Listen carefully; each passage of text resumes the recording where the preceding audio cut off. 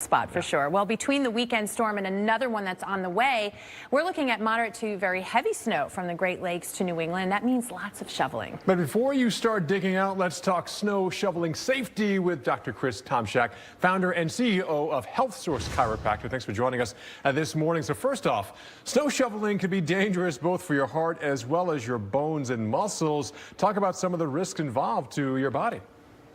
Well, certainly, and thanks, Paul, because snow shoveling, believe it or not, is actually an aggressive form of exercise. So if you could liken it to football, if you could imagine Tom Brady tomorrow afternoon trotting out onto the field without having warmed up or stretched, well, that probably wouldn't be the brightest decision ever made because it increases the likelihood of injury. And so when we're out there battling the snow, shoveling that beautiful white stuff, if we haven't taken care of ourselves and stretched and loosened ourselves up and gotten the blood flowing to our muscles, we are at higher risk of injury as well. So we can do very simple things. We can simply jump on the treadmill for a few minutes, walk briskly around the house. But the important thing, Paul, is to get the blood pumping so then we can follow it up with some mild stretching, go out there and do our business with the snow. But we do it safely. And gets a key point, but there's also form as well as being fit to do this. What's the best thing you should do when you're talking about form and, you know, not lift with your back or your legs? What is it?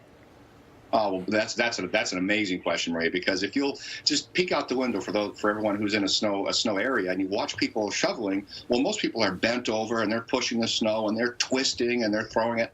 What works best for us is, number one, push the snow in a straight line, not forward and to the side, forward, but in a straight line.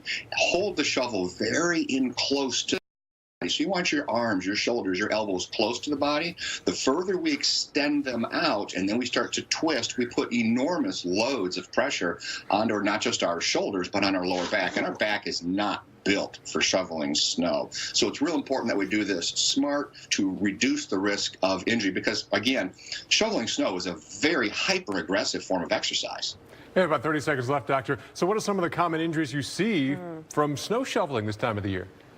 The biggest one is a low back sprain or strain, and that's because if you can imagine a simple 10 pounds of snow inside the end of that shovel equates to, because of physics, to 100 pounds of pressure almost directly to the lower back. And so when we begin to shovel and throw the snow, like we're trying to throw it as far as we can in the neighbor's yard, it sets us up for a sprain and strain. So this is important. If you've got pain during or after shoveling, you must get it checked. So I'd recommend get to the nearest HealthSource center, your other center, get it checked quickly so it doesn't become worse. Well, it all feels true. It's good to have the science behind it. All right, Dr. Tomshack, thank you so much for